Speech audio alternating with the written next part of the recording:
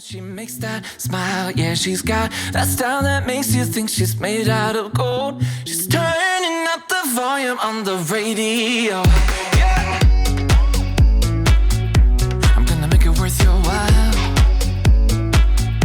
I'm gonna make it worth your time. Bonjour à tous, on se retrouve pour une nouvelle vidéo sur YouTube et aujourd'hui une vidéo où on va parler du travail des chevaux et plus spécifiquement de l'échauffement des chevaux. Donc là on est le matin, donc du coup Envie elle vient juste de sortir d'une bonne nuit de sommeil et on va la préparer et je vais vous montrer un peu toutes mes tips pour bien échauffer un cheval parce que c'est super important et souvent on le néglige un peu, mais ce sont des athlètes et il faut qu'ils soient bien échauffés avant de travailler.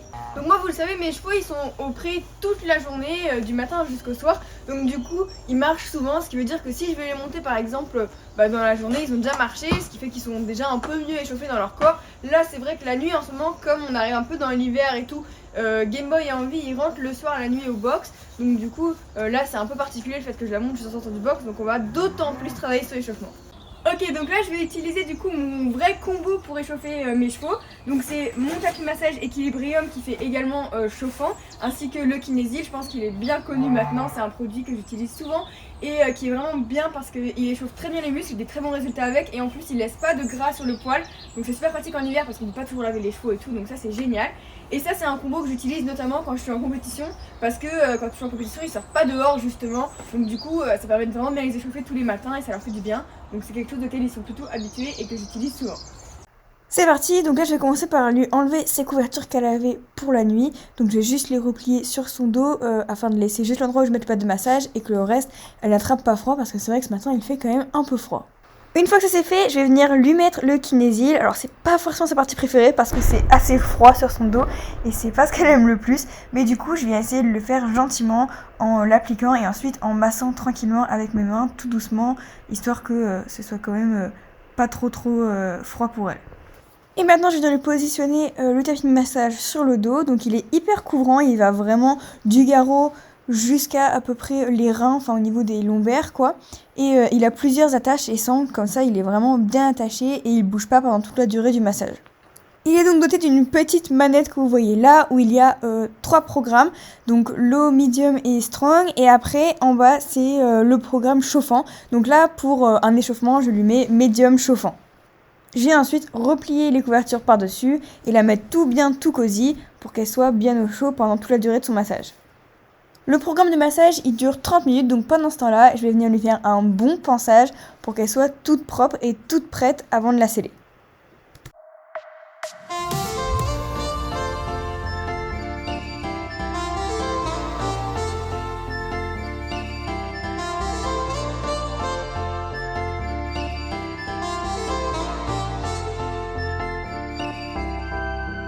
You are my pill, I swallow it. Take me away to Neverland, where colors fade my disbelief and make me forget my memories. Rent a car you can't afford, put on a song that we both know, let your hair out in the wind. J'en profite pendant que je suis en train de lui curer les pieds pour faire un petit exercice d'étirement au niveau des épaules et des membres antérieurs. Donc c'est un exercice que mon ostéopathe m'a donné parce qu'elle m'a dit qu'Envie pouvait être un petit peu figée au niveau, musculairement au niveau des épaules. Donc cet exercice d'étirement aide beaucoup à l'échauffer. J'essaie de le faire tous les jours avant de monter. Une fois qu'elle est massée, brossée et tirée, je vais commencer tranquillement à la préparer. Donc du coup, je lui ai déjà mis les guêtres de plat, donc des guêtres fermées pour faire du plat parce que c'est ce qu'on va faire aujourd'hui. Et je lui mets également un petit couvre-vent parce qu'il fait quand même assez frais ce matin.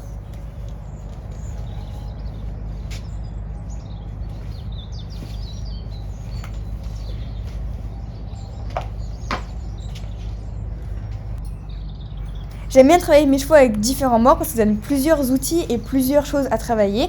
Donc Envie par exemple, elle a son mort de saut qu'elle a que lorsqu'elle saute ou qu'elle est en concours. Et ensuite sur le plat, j'alterne entre un mort simple et le mort de bride donc que vous avez là.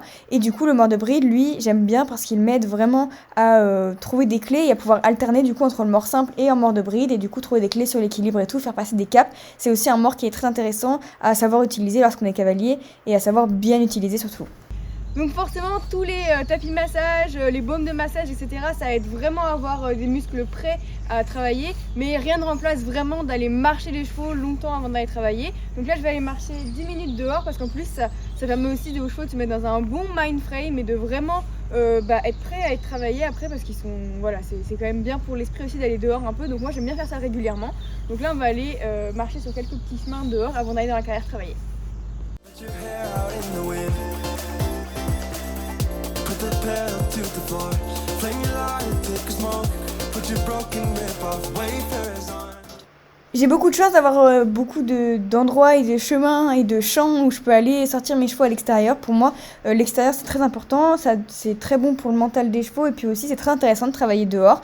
Et c'est vrai que j'essaie de le faire assez souvent, surtout quand on vit. Et elle, c'est super cool parce qu'elle est très détendue à l'extérieur et elle n'a pas besoin par exemple d'être accompagnée d'un autre cheval, elle n'est pas du tout stressée. Donc je peux partir vraiment quand je veux, juste elle et moi, et ça c'est cool parce qu'il y a des chevaux parfois qui sont un peu plus anxieux et tout, et il faut partir à deux, donc là on est obligé d'attendre qu'il y ait une deuxième personne qui soit là, mais en vie, elle, pour ça, c'est vraiment très très cool. Et en vie, elle, l'extérieur, c'est vraiment une de ses choses préférées. C'est pour ça que j'essaie d'y aller souvent parce que je sais que ça la met dans un bon mind frame et qu'après elle sera super disponible pour travailler. We'll still be up, don't care about the place we found. We'll still be up, we're in this together, we both fall down. Doesn't matter if the sun goes up, cause we will still be high when the lights out.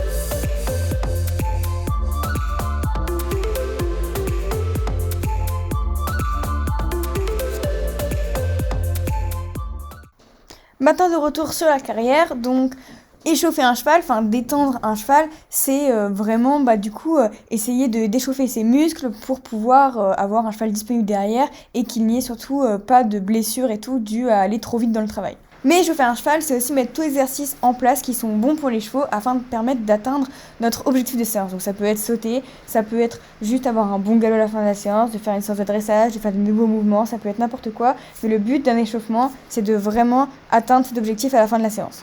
Donc en gros, le but d'une détente, ça va être d'avoir et l'impulsion et l'équilibre et du coup pouvoir rassembler un peu les chevaux. Donc là, je commence toujours ma séance par essayer d'avoir l'impulsion. Donc je check qu'elle est assez devant moi et ou est-ce qu'elle est un petit peu encore sur la retenue. Il faut encore que je travaille un peu le fait qu'elle soit plus devant moi.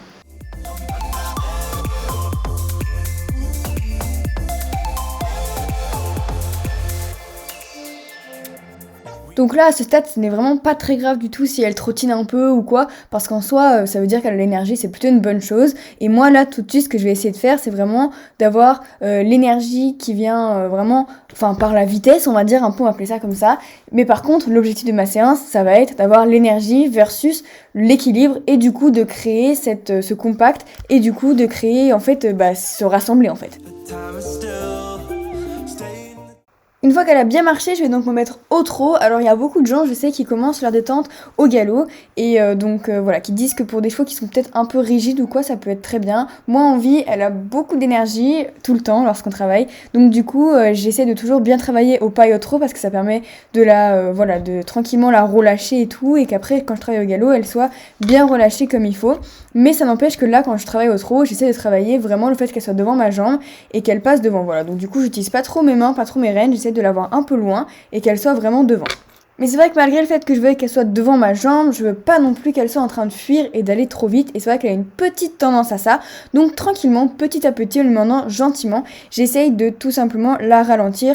Donc sur des petites touches, ça prend parfois un petit peu de temps, mais à la fin, je vais arriver à un trot où je ne suis plus du tout en train de lui demander de ralentir et où elle se tient toute seule en équilibre.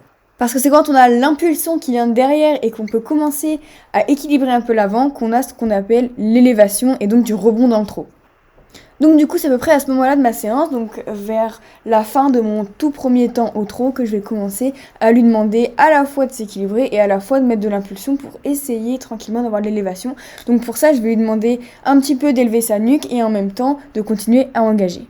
Alors en vie c'est une jument de CSO, donc on fait pas vraiment du dressage pour faire du dressage pur. Les exercices de dressage que je vais utiliser comme les déplacements latéraux ou même l'attitude du cheval, c'est plus pour travailler sur le plat et donc lui donner toutes les bonnes clés et faire fonctionner tous les bons muscles. Donc on est plus là un peu pour faire de la physio et qu'elle soit vraiment bien dans son corps et ses muscles pour être prête à après sauter. Parce que tout ce dont on a parlé, ce dont on va parler, donc l'élévation, la poussée, la rectitude et même l'incurvation, tout ça va venir nous servir sur un parcours d'obstacles et c'est très important. Chase the thrill.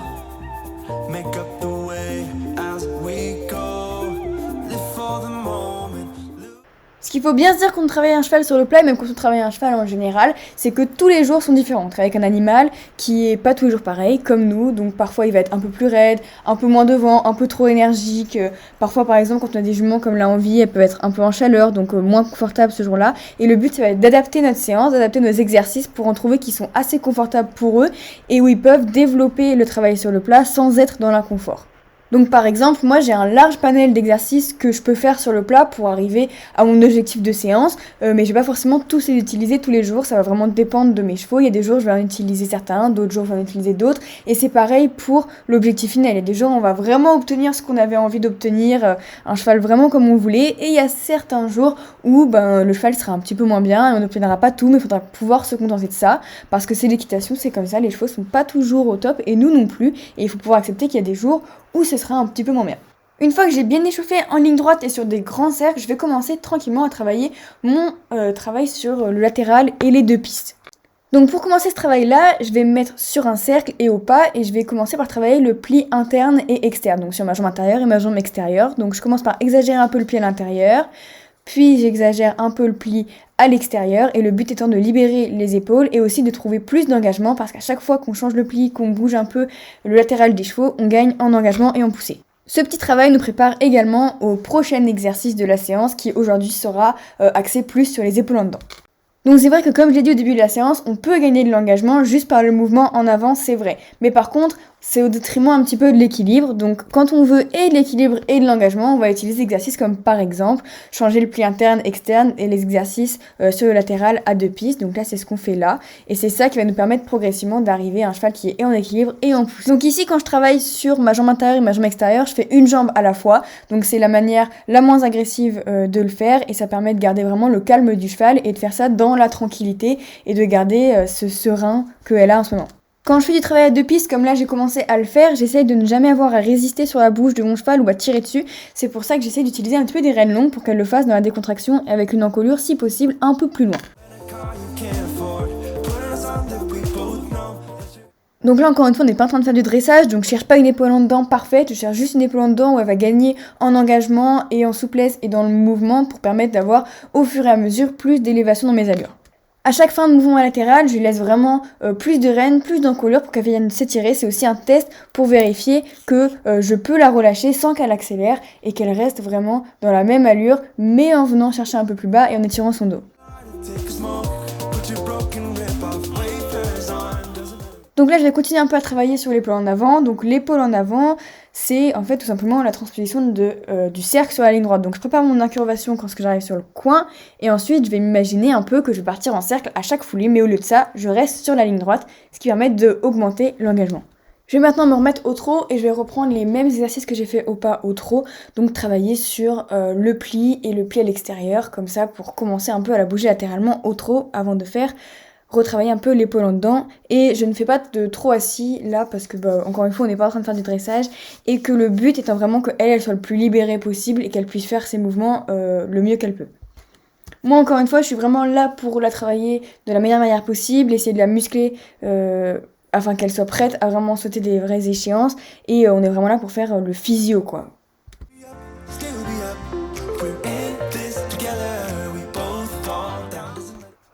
Donc travailler les chevaux sur le pli interne, pli externe, ça va aussi permettre de bouger le bloc des épaules de l'intérieur à l'extérieur et ça va être très utile puisque un cheval c'est mieux si on ne le dirige pas par la tête parce qu'en fait si on le dirige par la tête on n'a aucune mobilité après du reste de son corps alors que si on commence tranquillement à bouger ses épaules, au fur et à mesure on va pouvoir bouger tout son bloc et travailler vraiment bien dans l'incurvation et le contre-pli et donc avoir toute la mobilité du cheval au lieu de juste la mobilité de sa tête quoi.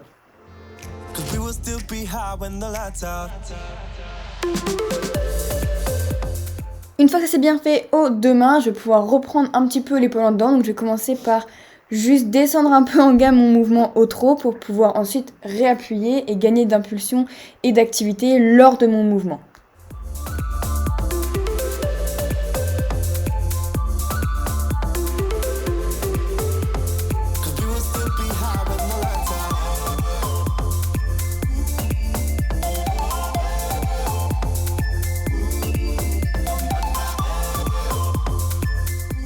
L'épaule en dedans, visuellement, ça rend toujours mieux au trot parce que le trot est une allure symétrique, donc ça fait juste un peu plus, je sais pas comment dire, mais carré quoi.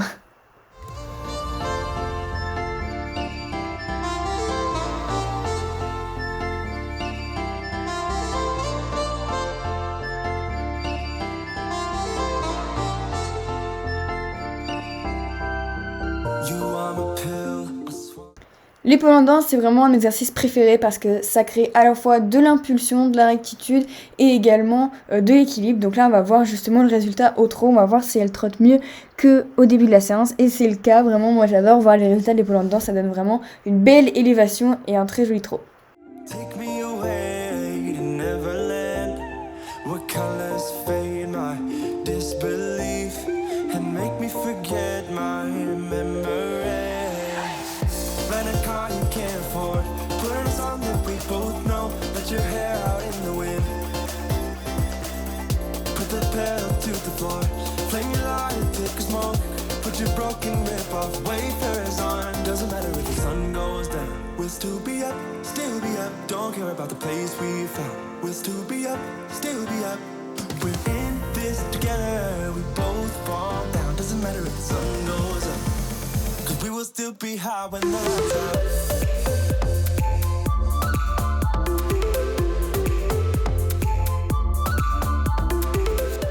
Donc là, vous voyez, après avoir travaillé tous ces exercices à chaque main, on voit vraiment la différence. On a une jambe qui est dans l'impulsion, dans l'équilibre, qui a plus d'élévation, qui a une belle liberté d'épaule et de mouvement. Donc ça, c'est vraiment toutes les bonnes clés à avoir. Et là, je vais juste travailler quelques transitions avant de commencer à vraiment travailler au galop.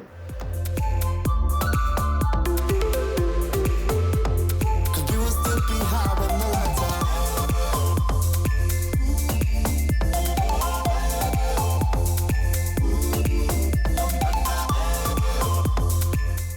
Quand je fais une transition, je m'assois quelques foulées à l'avance, juste pour avoir un bon équilibre de ma transition et pouvoir aussi avoir la poussée de derrière. Et je m'assure aussi d'avoir une jambe extérieure qui est assez fermée pour éviter que les hanches partent à l'extérieur et donc qu'on perde tout l'engagement qu'on a gagné.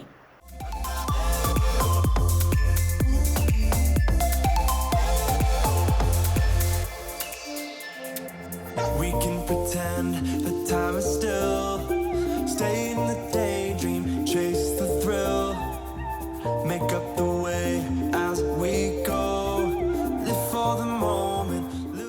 Une des choses importantes quand on passe des transitions, c'est de vraiment garder le mouvement en avant. Donc une fois que je suis repassée au pas, je me focalise vraiment sur garder ce mouvement et cette tension qui va me permettre de pouvoir repasser au trot de la meilleure des manières ensuite. Une fois qu'elle a très bien travaillé toutes les transitions et tout, je vais lui laisser une petite pause avant de commencer à galoper. Donc j'allais juste pouvoir s'étendre un peu en extension d'encolure et puis juste pouvoir avoir un petit temps pour respirer. C'est important de toujours avoir des temps comme ça dans les séances avant de commencer à galoper. Pour moi, lorsque je fais une séance avec envie, mon indicateur que j'ai fait une bonne détente, c'est si je pars au galop et qu'elle est vraiment bien, c'est que j'ai fait une bonne détente. Si je pars au galop et qu'elle est encore un peu trop tendue ou pas assez en équilibre, ça veut dire qu'il faut que je retravaille au trot et c'est vraiment très clair et net avec envie, on le voit tout de suite. Envie, elle sait en général quand je vais commencer à galoper, elle le sent, je sais pas, elle le sait en tout cas, et elle commence un petit peu à être tendue, donc elle va commencer un peu à jouer comme ça et à danser un peu des postérieurs. Donc là, ce que j'essaie de faire, c'est vraiment de tout ou pas la fâcher et de l'attendre encore plus. Donc du coup, c'est un peu un juste équilibre entre lui demander de rester calme et de rester avec nous et de partir au galop parce que si on la fait attendre beaucoup, au bout d'un moment elle va s'énerver. Donc du coup j'essaie de partir au galop du trot dans mes premières transitions au galop. Ça pour moi c'est le meilleur moyen de essayer de partir au galop dans le calme. Donc c'est ce que j'essaie de faire là. Là, comme vous pouvez voir sur les images, elle a fait un très bon départ au galop et là elle galope vraiment très relâchée, très dans le calme, ce qui veut dire qu'on a fait une bonne détente. Donc je suis très contente là de comment elle est dans son attitude, elle a le bon équilibre et la bonne tension. Donc ça c'est très agréable.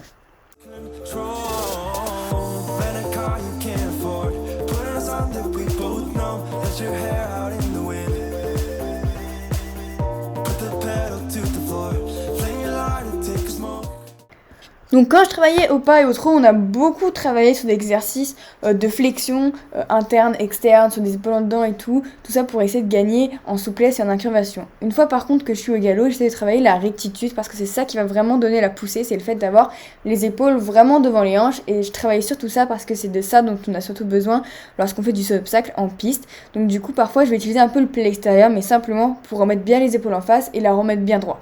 Et quand on est au galop, évidemment, on travaille encore une fois ce juste équilibre entre avoir de l'impulsion et de l'équilibre. Donc du coup, en vie, c'est pas son truc, c'est pas son point fort, on va dire, d'être très en équilibre. C'est pourquoi là, vous voyez, j'ai la bride, parce qu'en soi, j'utilise pas beaucoup le mort de bride, mais parfois au galop, j'en ai un tout petit peu besoin, juste pour donner de l'équilibre. Là, aujourd'hui, elle était vraiment très relaxe et très à l'écoute, très disponible, donc j'en avais même pas besoin. Donc ça, c'était vraiment un point très positif. Maintenant, je vais juste changer de pied et travailler un peu la même chose à l'autre main. Sun goes down, we'll still be up, don't care about the place we found. We'll still be up, we're in this together, we both fall down, doesn't matter if the sun goes up, cause we will still be high when the lights out.